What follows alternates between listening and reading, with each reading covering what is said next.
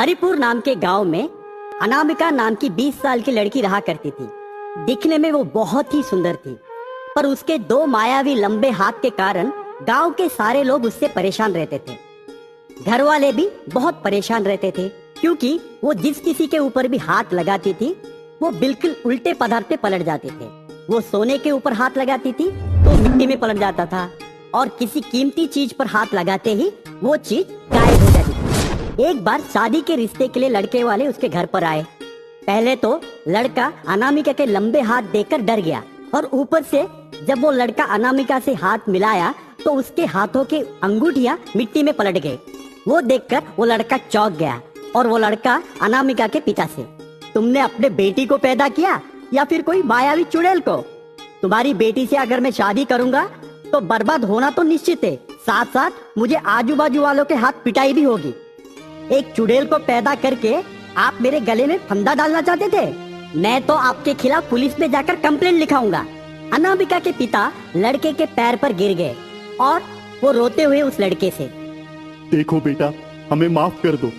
हमारी किस्मत फूट गई थी जो ऐसी लड़की हमारे घर पर पैदा हुई। आप अगर हमारे खिलाफ कंप्लेंट देंगे तो हम पूरी तरह से बर्बाद हो जाएंगे। मैं किसी को मुंह दिखाने का लायक भी नहीं रहूंगा। भारी बिरादरी में मेरा नाक कट जाएगा।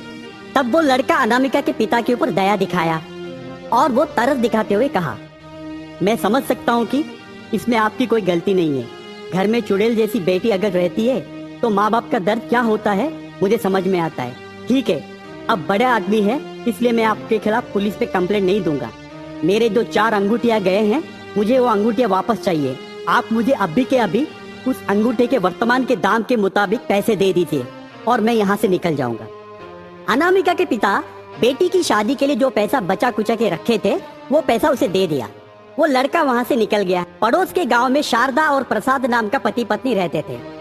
उनका इकलौता बेटा रमेश पैदाइशी बोना था। शारदा और प्रसाद बोना बेटे के लिए हमेशा परेशान रहते थे। उम्र 30 हो चुकी थी, पर कोई उससे शादी नहीं करते थे। एक दिन अनामिका के पिता पड़ोस के गांव में व्यापार के सिलसिले में आए। तब उसकी नजर बोना रमेश के ऊपर गिरा और वो तुरंत जाकर उसके माँ बाप के पास पहुंचा। अनामिका के पिता ने अनामिका के बारे में सब कुछ सच बता दिया। रमेश के माँ बाप उस रिश्ते के लिए तुरंत हाँ बोल दिए। बोना रमेश और लंबे हाथ वाली अनामिका के बीच शादी हो गई। शादी में आए सभी लोग उन दोनों को देखकर हंसे। रमेश और अनामिका के बीच सुहागरात तो रची नहीं, पर वो दोनों एक दूसरे के करीब कभी नहीं आए। दिन बीतते गए। रमेश और अनामिका के बीच गृहस्थ जीवन जैसे कि तैसे ही रहे। ये देखकर रमेश की माँ शारदा बहुत परेशान हो गई। वो चाहती है कि उसके घर एक पोता पैदा हो। एक दिन वो अनामिका के पास आकर, बेटी अनामिका, मुझे पता है रमेश को तू पसंद नहीं करती। कोई भी औरत एक मौने इंसान से प्यार नहीं कर सकती।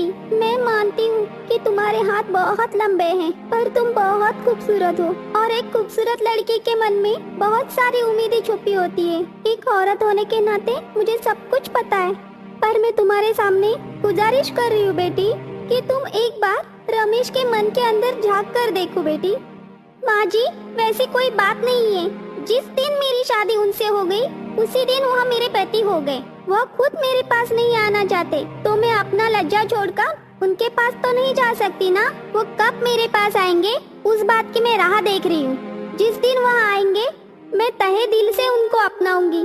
बेटी, वह कभी तुम्हारे पास नहीं आएगा, क्योंकि उसकी कमजोरी क्या है उसे पता है। तुम्हारे पापा ने कहा था ना, तुम्हारे लंबे हाथ में जादू है। तुम अपने लंबे हाथों से एक बार रमेश को छू कर तो देखो।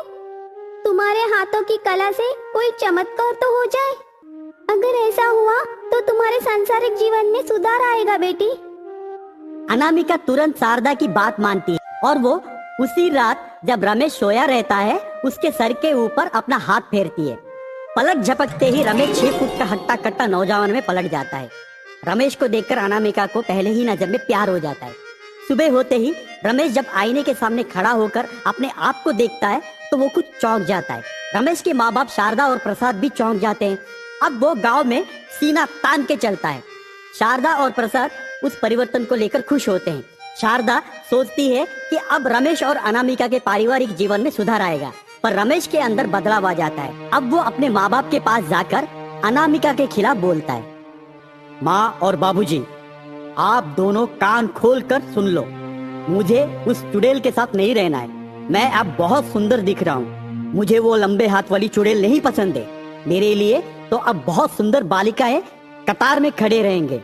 आप कुछ भी करके उस चुड़ैल को घर से बाहर निकाल दीजिए। उसकी बात सुनकर शारदा को गुस्सा आता है और वो गुस्से में जाकर रमेश को थप्पड़ मारती है।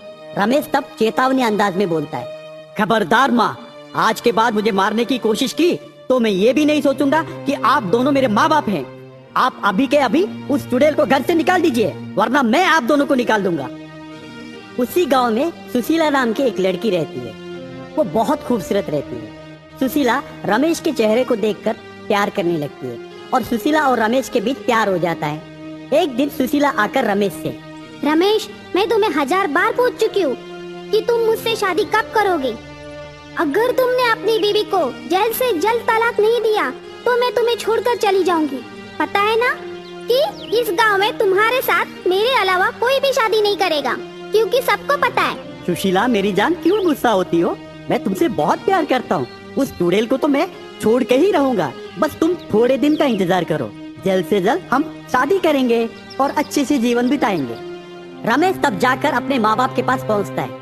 वो अपने माँ बाप के पास पहुँचकर चिल्लाता है, माँ, मैंने कितनी बार कहा है कि उसे घर से निकाल दो। आज अगर आप लोग उसे घर से नहीं निकालोगे तो मैं जहर खा के मर जाऊंगा। रमेश की बात सुनकर अनामिका घर से निकलने की कोशिश करती है। तब रमेश की माँ आकर रोकती है, बेटी, तुम कहाँ पर जा रही हो? मैं तुम्हें नहीं जाने दूंगी। तुम्हारी वजह से वो नालायक इतना अच्छा इंसान बना है, इतना सुंदर दिख रहा है, वो तुम्हारी वजह से। मैं तुम्हें कहीं नहीं जाने दूंगी। तुम घर पर रहोगी, वो कहीं पर जाकर मरे। अगर वो मर गया तो मैं सोचूंगी मेरा एक बेटा मर गया और एक बेटी के रूप में मैं तुम्हें स्वीकार करूंगी और मैं तुम्हें बेटी मानकर चलूंगी। माँ जी, मैं जानती हूँ कि आप मुझे बेटी मानती हैं, लेकिन माँ जी, वो मुझे बिल्कुल भी पसंद नहीं करते हैं। पर ऐसे पसंद किए बिना रहना मुझे बिल्कुल अच्छा नहीं लग रहा है माँ जी। पर मैं आपका दर्द समझ सकती हूँ, लेकिन मुझे यहाँ नहीं रहना है माँ जी। शारदा अनामिका का हाथ लेकर सर पे रखती है और उसे विनती करती है, तुझे मेरी कसम है, तू अगर जाएगी तो वो नालायक नहीं, मैं मरूंगी। बेटी, तुम घर से मत जाओ। ये मत सोचो कि सास बोल रही है, ये सोचो कि माँ बोल रही है। बेटी, रुक जाओ ना। शारदा की बात सुनकर अनामिका रुक जाती है। रमेश जाकर सुशीला के पास पहुंचता है, घटी हुई सारी बातें बोलता है। तब सुशीला गुस्सा होकर रमेश से, मैं तुम्हें आखिरी मौका दे रही हूँ। अगर वो आज घर से नहीं गई ना तो मैं तुम्हें सदा के लिए छोड़ दूंगी। उसके बाद तुम नदी में जाकर डूब मरो या जहान्नुम में जाओ, मुझे कोई फर्क नहीं पड़ता। तब गुस्से में रमेश आता है और अनामिका को धक्का मार के बाहर निकाल देता है। अनामिका के साथ साथ अपने माँ बाप को भी घर से निकाल देता है। रमेश बाइक लेकर घर से तेजी से निकल जाता है। अनामिका सास ससुर को लेकर पैदल निकल जाती है। रमेश बाइक में तेजी से हाईवे के ओर गाड़ी चलाते हुए जाता है। तभी सामने से एक बहुत बड़ा ट्रक रमेश की ओर आता है। रमेश ट्रक की तेजी को देखकर अपना आपा खो बैठता है। रमेश की गाड़ी और ट्रक दोनों ब्रिज के ऊपर होते हैं। तभी अनामिका भी उसी ब्रिज के ऊपर चलती है। ट्रक रमेश की गाड़ी को टकराती है। रमेश बाइक से स्पीड होकर नदी में गिरने ही वाला होता है। तब अनामिका भागते हुए आकर अपने लंबे हाथों से रमेश को पकड़ लेती है। रमेश की जान बचाती है। रमेश तब अनामिका के पैरों के ऊपर गिरकर माफी मांगता है और वो अनामिका को गले लगाकर अपने घर वापस लेकर आता है। जब सुशीला को ये बात पता चलती है तो वो भागते हुए रमेश के यहाँ पहुँचती है। रमेश, तुमने मुझे धोखा दिया। मुझसे वादा करके फिर से उस चुड़ैल के साथ रहने लगे। मैं तुम्हें नहीं छोड़ूंगी। मैं तुम्हारे खिलाफ पुलिस में कंप्लेंट दे दूंगी, समझ जाना। खबरदार, अभी के अभी तुम उसे छोड़ोगे या मैं तुम्हें पुलिस के हवाले कर दूं। रमेश गुस्से में आकर सुशीला को धक्का मारता है और धक्का मार के गुस्से में सुशीला को बोलता है, ए सुशीला, तू अपनी जुबान बंद कर। मेरी गलती थी कि मैं अनामिका को पहचान नहीं पाया। वो मेरी पत्नी है, पत्नी रहेगी और हमेशा के लिए वही मेरी पत्नी है। तुझे जो करना है कर, निकल यहाँ से, दफा हो जा। सुशीला घर से निकल जाती है। सुशीला जाने के बाद वो अनामिका को गले लगाता है। उस दिन के बाद रमेश और अनामिका हंसी खुशी जीवन बिताते हैं। 1 साल के अंदर उनके यहाँ सुंदर सा बालक होता है। सुशीला को गुस्सा आता है और वो जाकर रमेश के खिलाफ कंप्लेंट देती है। तो रमेश जाकर सुशीला के खिलाफ कंप्लेंट देता है। पुलिस कंप्लेंट वापस लेकर सुशीला को ही कटघरे में खड़े करते हैं।